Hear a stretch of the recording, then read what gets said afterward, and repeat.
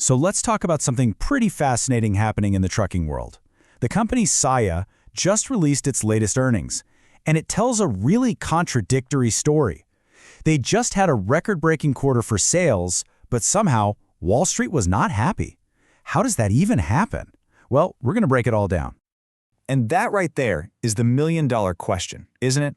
Hitting a home run on sales, but kind of striking out when it comes to profits. It seems impossible, but that's exactly what happened here. So let's solve this puzzle together. All right, first up, let's look at the actual headline numbers that created this whole confusing situation. This is really where the story kicks off. So check this out. This table lays out the whole contradiction perfectly. On one hand, Saia brought in a record $790 million in revenue. Fantastic, right? But Wall Street was laser-focused on the other number, earnings per share. And they missed the target by 13 cents. And believe it or not, that little miss was enough to send the stock price down. Okay, so clearly there's a major disconnect between the money coming in the front door and the actual profit they're keeping. To really get what's happening, you have to understand that there are two powerful and totally opposite forces pulling this company in different directions right now. Let's start with the first force, the headwinds.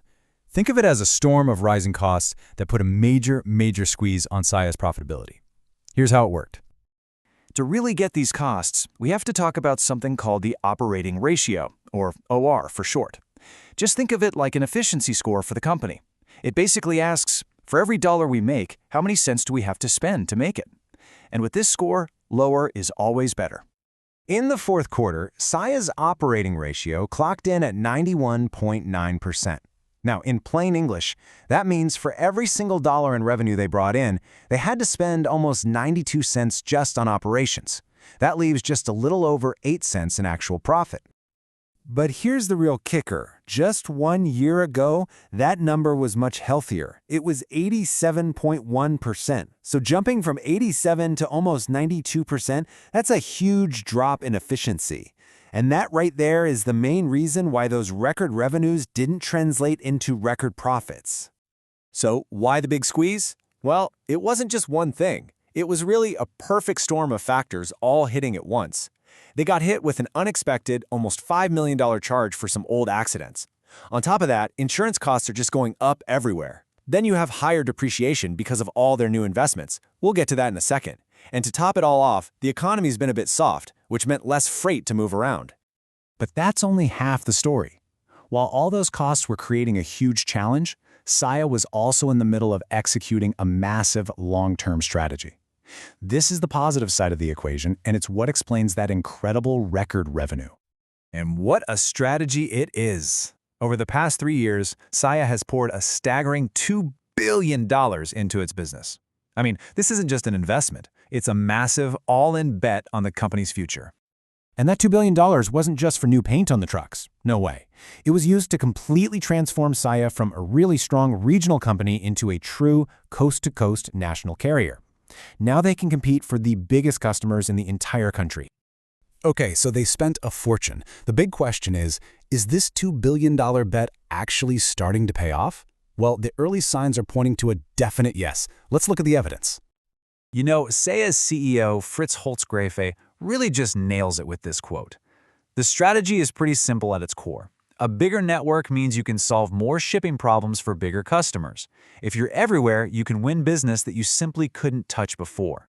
And you can already see the proof in the pudding. They are absolutely gaining market share from their competitors, and their brand new terminals are already turning a profit way ahead of schedule.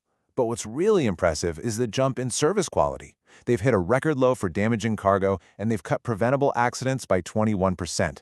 Now, that isn't just about safety. It's about reliability. And in the logistics world, reliability is a premium product. It gives you the power to raise your prices, which is exactly what they did, by 6.6% just in January.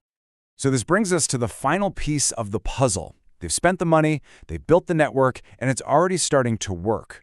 So what happens now? This right here is the real game changer. Saia now has about 20 to 25% excess capacity in their network. The analogy is perfect. They've built this massive, beautiful new stadium, but it's not sold out yet. They can handle a whole lot more business without having to spend a whole lot more money. And that is the key to their future growth. If the economy picks up and more stuff needs to be shipped, Saia is perfectly positioned to scoop up that business. And when more volume flows through their new, more efficient network, that means a better operating ratio, which could send profits through the roof. Management is already saying they could see a 1 to 2% improvement this year if things go well. So ultimately, it all boils down to this one question. Saia has made its move. It has placed its $2 billion bet on the table. But now, the success of that bet doesn't just depend on them anymore. It depends on the health of the entire U.S. economy. They've built it. The question is, will the freight come?